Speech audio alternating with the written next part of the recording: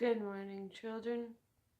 This is Kristen with Wuthering Reader, and today, in the state of which I am, which is post-Christmas exhaustion, mixed with no coffee yet. Yeah, that's it. But still, those are two pretty big factors. With that, today I'm going to be bringing all of the salt, and we're going to talk about the worst books of 2018. With that, these aren't the worst books I have ever read. That huge disappointment can only go to one book ever in my life, no matter what I read. Anyways, we'll talk about that some other time, I suppose, because today is about 2018. And these aren't all books that came out in 2018. These are all books I read this year. Basically, these weren't the worst. These weren't the worst. These are just the handful of books that I could find out of my very good reading year that disappointed me in one way or another. And I'm just here to talk about them today. We're just gonna go straight salt. So in no particular order, because they're just all in a pile down here. Let's get to it. So this one I read pretty recently, and I am still salty about it.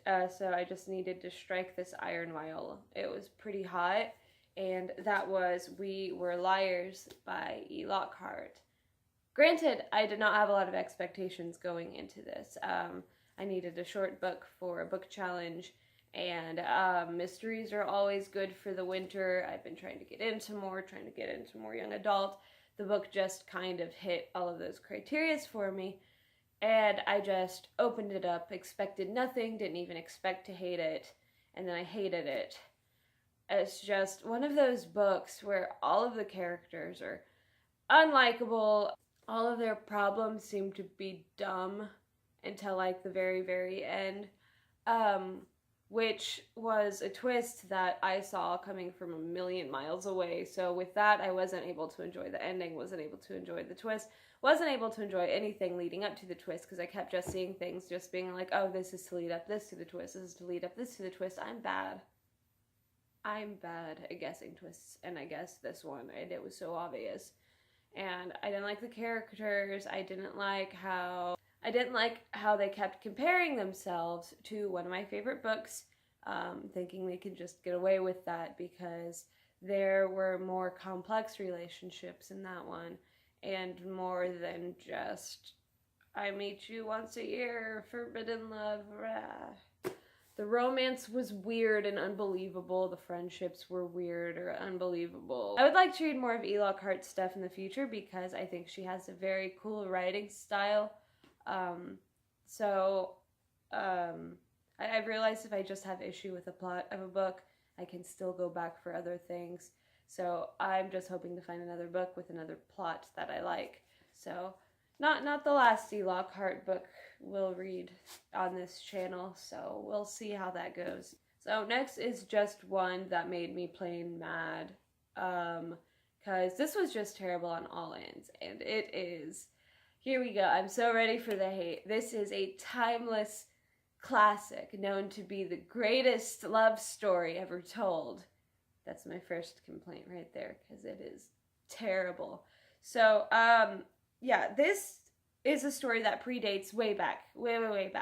So I should be giving it a little leeway because it was the times, and it's a compilation of more of legends based on these two people than it is a full story. Although they do make it into a full story by putting the legends together. That was the romance of Tristan and Isolde. And if this is a timeless romance that everyone is supposed to strive for, then everyone would be trash.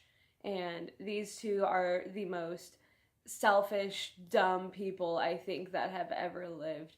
I don't even remember half the stuff that happened in these compilations of stories, but it just starts with them meeting in a trashy way, leading to their demise in a trashy way, and how love is blah. you gotta love just all the way. You gotta just put both of your asses in there and just love. So, like, that's supposed to be the point of this. And it's told very much in a way of like the Merry Adventures of Robin Hood, where it's a compilation of things, but it's all around this trashy romance that these people are just horrible about because they're always using horrible means to get back together, marrying other people in the process, trashing them out just to get back together, trying to make their best friend kill themselves over their love, like, because it's such a powerful love, like, people have got to fall, and it's burning brightly, and you just gotta let it burn, so you throw your friends in as firewood, and you just, no. This is not a healthy relationship. I saw absolutely nothing healthy.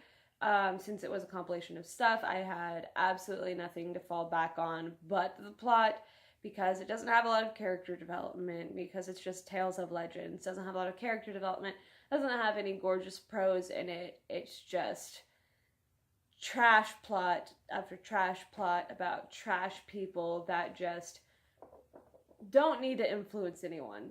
They just don't. If anyone ever says that they want their love to be like that, tell them, nah, brah. Nah. Run. Run as far away as you can. Hell yeah. Next was a book that I absolutely adored through, like, almost all of it. And then it just kind of meh-ish at the end. But that was, Uprooted, Naomi Novik. This one actually holds a dear place in my heart because this is the very first book we read for my book club that I love more than anything.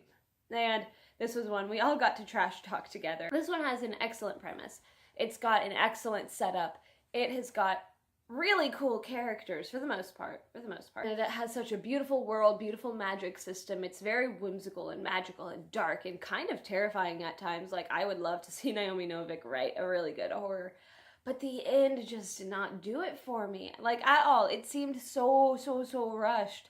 And, like, you have the first full half of this book building up such a cool world that we get to spend so little time in. I mean, it's not a huge complaint for a book saying that you wanted more of it, but in this case, I wanted more of it in a way that it felt lacking. Like, with everything it was leading up to, with all of the buildings of tensions, it all just kind of was thrown in together at the end. And then, like, there was a twist that there wasn't any setup for. It just seemed like, oh, how do I end this? Yeah. I see that she has series as well, so I'd love to see what she's like whenever she's given a lot of time and space to, like, fill out her ideas, because she has a lot of really good ideas. And I really loved this world, and I really loved the descriptions, and I really loved the magic system. Everything was so cool. I just think she needed more time. I think that this book needed to at least be, like, this should have been half of the book. There should have been, like, a lot more. I don't know. I'm gonna read more by her. This one was more of a disappointment. I still really like it. I just don't think I'm gonna go back and reread it. I recommend the first half of this book. Next was one from my Book of the Month Club, and that was a mystery. Another mystery. Last time I lied. See, this one was another disappointment to me. It did have a really cool premise. It's about a girl. Something tragic happens at her camp one year, and then she comes back years later to find out the mystery. I feel like this storyline has been done. But, like, I was thinking camp, you can do some cool slasher stuff. You can, like, I don't know, you can do a lot with the setting. But she comes back as a camp counselor for other younger girls, and she is trying to figure out the mystery of what happened to her friends whenever they disappeared years and years earlier. This one, I don't know. See, this one again, it had to do with the twist, and it just wasn't a very good twist, and, like, that wouldn't be a problem for me if they weren't just trying to build up for it being the twistiest book ever. Like, everything was so mysterious, and there was a really cool premise, but, like, a lot of things just kind of fell flat for me. The characters fell flat. The twist, if it had better character development, would have been a bit more shocking, but there really wasn't much, and there wasn't a lot leading up to it. So, like, I don't know, this was just basically a meh book. I don't have any strong opinions on it, other than it just didn't do it for me, so. Okay, next one you heard me rant about, so I will spare you today, but the boy so bird. Well, I've recently discovered that Helen Oyemi has at least one book out there I absolutely adore. It was actually my top 10 favorite books. So that's good. That's good. She is good. She is actually great. She has beautiful language, beautiful descriptions, feelings, emotions, characters. So excellent, so poetic, so magical. And she writes more of magical realism books that are very character driven, which are two things I absolutely adore. This one, though, had a trash ending that just got to me so much. And like, plot doesn't matter that much for me. I say that after like having 3 plot-based complaints. But plot really doesn't matter if the characters are really good. In this case, the characters were really good. But it was leading up to a lot of great character development and a lot of great ideas and a lot of great things it could say about race, about family, about sisterhood, about... And then it just decides to not. It decides to have a twist, and it decides to just end. And that's it. And like, the twist has absolutely nothing to do with anything going on. It's like something from one of the characters' pasts that was brought up kind of at the beginning, but just like no one really cared about anyways, and it ended on the thing that no one really cared about anyways. Like, I don't care. I want to know about these characters I have right here. I don't know what you're doing. Where are you going? Where are you going, plot? Come back. So it's like, it's okay. It just kind of ran away from me, and I'm sad that it did. It just made me very angry. I'm angry thinking about it again. Every time I think I'm over it and be like, well, maybe I'll add it to this video. Maybe I can discuss it in a mature and reasonable way. No. Although I do recommend her other stuff. White is for Witching, one of my absolute favorite books of the year, and it's so good, so good. Just no. Okay, so next was a compilation that just kind of miffed for me. Slasher Girls, Monster Boys. This is and they all just kind of put in stories dealing with horror, and they're all sort of based off of different horror. I don't know, I find anthologies hard to judge because it's a lot of different people, it's a lot of different things. So this one compiled together, though, just kind of fell a bit flat for me. But a lot of them try to be as shocking as possible, and it gets kind of funny in that way. It's terrible, but it gets kind of funny in that way, because it's all like, ooh, you get to the creepy March Hare, and he's luring children out to the tea party, and he's gonna bloody them all up and string them up like puppets to where they're holding teacups in an eternal tea party. And it's like, what? This is kind of funny. Like, I don't know.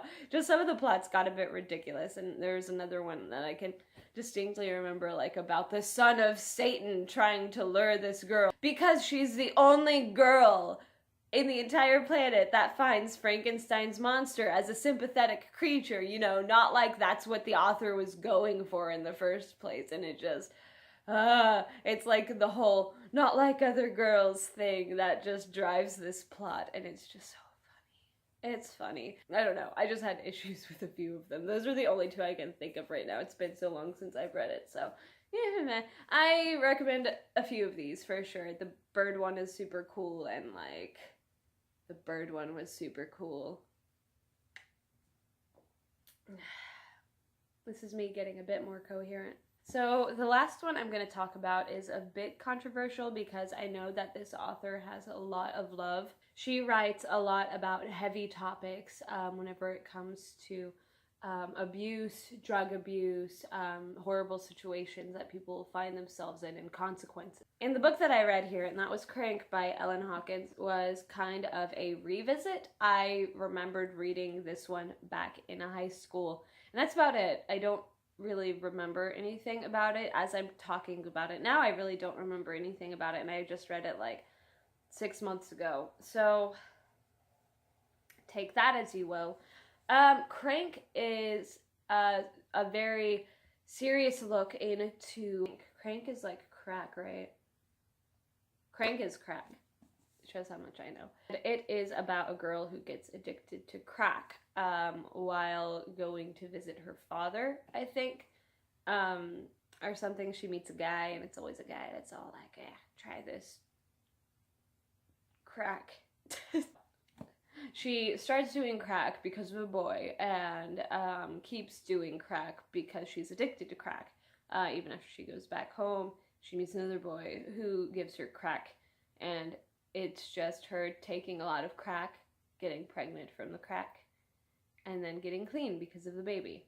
And it's mainly just to show consequences. It's mainly just to show, like, how easy it is to get into addictions, but it just kind of all plays out like a very annoying PSA, because there are good ones out there, and there are really good discussions into these things, but I don't think this one was. Not that it was insensitive, not that it was incorrect in anything, but because it was just so bland. Like, okay, there is a style of writing that people are really, really loving, especially these days, and that's kind of like the poetry style of writing, which I can see the merits too. You can get some really good emotional bangs that way if you word things just right and if you're being just right about it.